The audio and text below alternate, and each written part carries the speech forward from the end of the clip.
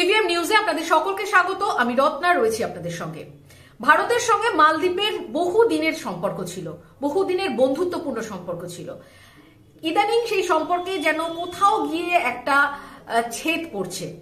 আমরা দেখেছি যে প্রধানমন্ত্রী নরেন্দ্র মোদী যখন তিনি লাক্ষাদ্বীপে যান এবং সেখানে গিয়ে অনেক ছবি তোলেন, সেখানে ঘুরে বেড়ান এবং সেখানে একটা ভালো পর্যটন কেন্দ্র তৈরি করার জন্য তিনি উদ্যোগ নেন, সেই সব দেখে লাক্ষাদ্বীপের এই সমস্ত ছবি দেখে পর্যটন কেন্দ্র হতে পারে এই ধরনের ঘটনাগুলো দেখে মালদ্বীপে কিন্তু একটা রাজনৈতিক বিশৃঙ্খলা তৈরি হয়েছে। মালদ্বীপের নতুন প্রেসিডেন্ট মোহাম্মদ মইজু, তিনি এবং তার যে সমস্ত মন্ত্রিসভার সদস্য রয়েছেন তার মধ্যে 3 জন মন্ত্রী বিভিন্ন রকম কটূক্তি করেছে ভারত সম্পর্কে, ভারতের মানুষের সম্পর্কে এবং প্রধানমন্ত্রী নরেন্দ্র মোদী সম্পর্কে। আমরা দেখেছি যে টুইটার হ্যান্ডেলে কিভাবে তার একজন মন্ত্রী নরেন্দ্র মোদী সম্পর্কে লিখেছেন এবং ভারতের মানুষ তাকে বলেছেন যে ভারতের মানুষ তাদের গা দিয়ে দুর্গন্ধ বেরোয় এবং তারা খোলা জায়গায় মলমূত্র ত্যাগ করে, তারা খুবই অপরিষ্কার, নোংরা, তারা মালদ্বীপ অনেক ভালো, মালদ্বীপের মানুষরা অনেক ভালো, এই সমস্ত বিভিন্ন রকম ব্যঙ্গাত্মক শব্দ ব্যবহার করে তাদের সোশ্যাল মিডিয়াতে লিখেছেন। এবং এই বিষয়গুলো দেখার পর কিন্তু ভারতে একটা ঝড় উঠেছে বলা যাচ্ছে, এখনো সেই অবস্থা রয়েছে যে মালদ্বীপকে বয়কট করতে হবে। সোশ্যাল মিডিয়া জুড়ে মালদ্বীপ বয়কট এমনটাই কিন্তু সকলে করছে। আর সেই সমস্ত কিছু দেখার পর ইতিমধ্যেই সেই 3 মন্ত্রীকে সাসপেন্ড করা হয়েছে মন্ত্রিসভা থেকে। এবং আমরা যেটা দেখেছি যে মালদ্বীপ যবে থেকে স্বাধীন হয়েছে অর্থাৎ 1965 সালের পর থেকে মালদ্বীপে যারা প্রেসিডেন্ট হন তারা প্রথমেই ভারত সফরে আসেন এবং ভারতেরও যারা প্রধানমন্ত্রী হন প্রথম সফরে যান মালদ্বীপে। এতটাই বন্ধুত্বপূর্ণ সম্পর্ক ছিল। আর এই সম্পর্কের পেছনে অনেক ইতিহাস রয়েছে, কারণ ভারত অনেক রকম ভাবে মালদ্বীপকে সাহায্য করে এসেছে এবং এখনো আসছে। বিভিন্ন রকমের সাহায্য, অর্থনৈতিক সাহায্য, জিনিসপত্র দিয়ে সাহায্য, ভ্যাকসিন দিয়ে সাহায্য করেছে এবং প্রচুর ট্যুরিস্ট মালদ্বীপে যায়। যারা ভারত থেকে প্রায় 2 থেকে 3 লক্ষ ট্যুরিস্ট কিন্তু মালদ্বীপে যায়। সেই জায়গা থেকে দাঁড়িয়ে মালদ্বীপ একটা ট্যুরিজমের ব্যবসাতে অনেক বড়সড় লাভ করে ভারতের দিক থেকে। ফলে এই সবগুলো দেখার পর দেখা যাচ্ছে যে নব্য প্রেসিডেন্ট মোহাম্মদ মইজু তিনি কিন্তু ভারতে আসলেন না, তিনি তুরস্কে গেলেন। এরপর তিনি 5 দিনের জন্য এখন চীন সফরে রয়েছেন। ফলে ভারতকে তিনি কিন্তু একটু বয়কট করছেন। তিনি যখন ভোটে দাঁড়িয়েছিলেন তখন কিন্তু ইন্ডিয়া আউট একটা স্লোগান তুলেছিল, কারণ ইন্ডিয়ার অনেক সৈন্য মালদ্বীপে রয়েছে। মালদ্বীপ থেকে তারা চীনের দিকে বা অন্যান্য জায়গাতে নজরদারি করে। সেই জায়গায় দাঁড়িয়ে সেই নতুন প্রেসিডেন্ট কিন্তু চান যে মালদ্বীপ থেকে সেই ভারতীয় সৈন্যকে হটিয়ে নিয়ে যাওয়ার জন্য। এবার বিষয় আসছে যে মালদ্বীপ একটা ছোট্ট জায়গা বলতে 298 বর্গ কিলোমিটারের একটা জায়গা এবং সেখানে 5,15,000 মানুষ বাস করে। এত ছোট জায়গা, এত কম সংখ্যক মানুষ বাস করে এবং সব থেকে বেশি ব্যাপার হচ্ছে যে এখানে মুসলিমের সংখ্যা অনেক বেশি।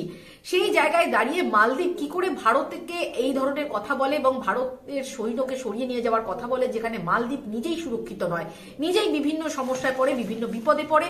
এর আগে দেখা গেছে যে মালদ্বীপে একবার সামরিক অভ্যুত্থানের একটা বিষয় এসেছিল এবং সেই সময় তৎকালীন যিনি রাষ্ট্রপতি ছিলেন আব্দুল ইয়ায়ুম, তিনি কিন্তু ভারতের কাছে সাহায্য চেয়েছিলেন এবং ভারত অপারেশন ক্যাকটাস এই নামে তাদের সৈন্য পাঠায় এবং সেখান থেকে তাদের যেটা সৈন্য অভ্যুত্থানের যে পর্যায়টা ছিল সেটা কিন্তু একেবারে স্তব্ধ হয়ে যায় এবং নর্মালি সেখানে প্রেসিডেন্ট থাকেন।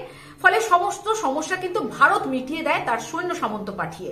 এবং দেখা গেছে যে মালদ্বীপের যারা সৈন্য বলুন, বিভিন্ন পুলিশ অফিসার বলুন, জজ বলুন, তারা কিন্তু সমস্ত ট্রেনিংটা এই ভারত থেকে নেয়, ভারতে এসে ট্রেনিং নেয়। 2019 সালে 2200 civil servant, customs officers, police officers, জজ, পাবলিক ব্রডকাস্টার্সরা এরা কিন্তু ভারতে এসে ট্রেনিং প্রাপ্ত হয়েছে। ভারত থেকে ট্রেনিং নিয়ে তারা নিজেদের দেশে কাজ করেছে।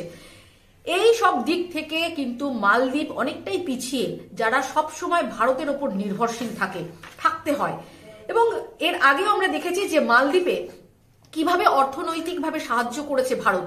কারণ ভারতের মানচিত্র অনুযায়ী মালদ্বীপ একটা ছোট্ট ক্ষুদ্রতম জায়গা এবং তাকে সাহায্য করার মতো সে অর্থে আশেপাশে কেউ নেই।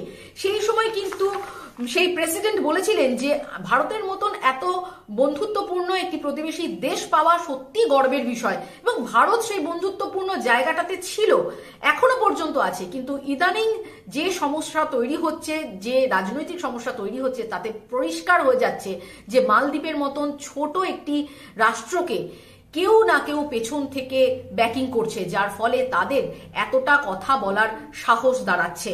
এবং 2023-24 যে বাজেট হয়, সেই বাজেটে কিন্তু ভারত সরকার মালদ্বীপের জন্য 400 কোটি টাকার প্রজেক্ট অ্যালট করেছিল। 2018-তে 11,000 কোটি টাকার আর্থিক সাহায্য করা হয়েছিল মালদ্বীপকে।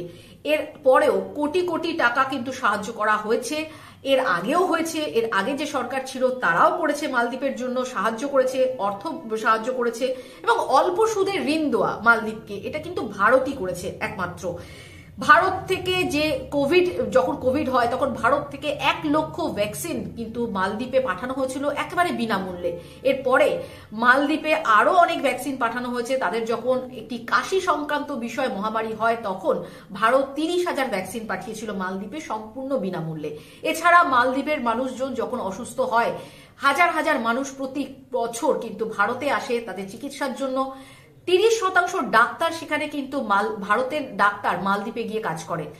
স্কুল, কলেজ, ইউনিভার্সিটিতে 25% শিক্ষক শিক্ষিকা তারা কিন্তু ভারত থেকে মালদ্বীপে গিয়ে সেখানে পড়াশোনা করায়। ফলে ভারতের ওপরে সম্পূর্ণ নির্ভরশীল। এছাড়া ফল, পানীয় জল, অন্যান্য সবজি সমস্তটাই কিন্তু ভারত প্রদান করে মালদ্বীপকে। দেখা গেছে যে বাণিজ্য, যখন মালদ্বীপের সঙ্গে বাণিজ্য চুক্তি হয়, বাণিজ্য করতে হয়, তখন কিন্তু প্রচুর জিনিস ভারত থেকেই কিন্তু যায় মালদ্বীপে, এবং সেই জিনিসের সংখ্যাটা কিন্তু অনেকটাই। 4,185 কোটি টাকার ব্যবসা বাণিজ্যের মধ্যে 2022 সালে ভারত শুধুমাত্র 4,131 কোটি টাকার দ্রব্যমূল্য কিন্তু পাঠিয়েছে মালদ্বীপে। অর্থাৎ মালদ্বীপ সম্পূর্ণ ভারতের উপর নির্ভরশীল। সেই জায়গায় দাঁড়িয়ে ভারতের সঙ্গে কেন মালদ্বীপ এই ধরনের একটা সমস্যা তৈরি করছে, কূটনৈতিক রাজনৈতিক মহল যেটা মনে করছে চীনের একটা হাত মালদ্বীপের রয়েছে। কারণ চীন যেভাবে শ্রীলঙ্কা, এদিকে বাংলাদেশ, পাকিস্তান তাদেরকে যেভাবে জড়িয়ে নিয়েছে, ঋণে জর্জরিত করে একেবারে শেষ করে দিয়েছে, সেই রকমই কিন্তু তারা একটা চেষ্টা চালিয়ে যাচ্ছে মালদ্বীপের উপর। এবং ট্যুরিস্টের জায়গা থেকে মালদ্বীপ অবশ্যই একটা খুব গুরুত্বপূর্ণ জায়গা। ভারত থেকে প্রচুর ট্যুরিস্ট সেখানে যায়, ছুটি কাটাতে যায়, অনেক ধনী লোকরা যায়, অভিনেতা অভিনেত্রী তারা কিন্তু প্রেফার করে মালদ্বীপে গিয়ে তাদের ছুটি কাটানোর জন্য। মালদ্বীপের সৌন্দর্য, মনোরম পরিবেশ এবং সেখানকার ট্যুরিস্ট যে ডেভেলপমেন্ট, সেই ডেভেলপমেন্টের জন্য কিন্তু এই সুযোগ সুবিধাগুলো পায়। সেখানে দাঁড়িয়ে যখন প্রধানমন্ত্রী তিনি তার নিজের দেশ লাক্ষাদ্বীপকে একটা ট্যুরিস্টের জায়গা করে তোলার জন্য চেষ্টা করছে, সেটাও হয়তো সহ্য হচ্ছে না মালদ্বীপের মানুষজনের, এবং তার জন্য হয়তো এই ধরনের প্রতিক্রিয়া ব্যক্ত করছে। কিন্তু রাজনৈতিক মহল এবং কূটনৈতিক মহল যেটা মনে করছে যে এই যে মালদ্বীপের কার্যকলাপ, তার পেছনে চীনের কিন্তু একটা বড় ষড়যন্ত্র কাজ করছে, যার জন্য ভারতীয় সৈন্যকে সেখান থেকে হটিয়ে দেওয়ার চেষ্টা চলছে। এবং মালদ্বীপের যে রিসেন্টকারের নতুন প্রেসিডেন্ট, তিনি ভারত সফরে না গিয়ে চীন সফর, তুরস্ক সফর যেভাবে করছেন, তাতে কিন্তু এটা পরিষ্কার হয়ে যাচ্ছে তিনি একেবারে চীনপন্থী এবং চীনকে এখানে একটা জায়গা দেওয়ার জন্য তিনি চেষ্টা করছেন। কিন্তু ভারত সরকার সমস্ত বিষয়টাকে নজর রাখছে, ভারতের বিদেশ নীতি, ভারতের কূটনৈতিক নীতি সমস্ত বিষয়টা নজর রাখছে। কারণ মালদ্বীপ একটা ছোট্ট রাষ্ট্র, সেই মালদ্বীপ যদি চীন দখল করে নেয়, ভারতের ওপর চীন কিন্তু সরাসরি একটা নজরদারি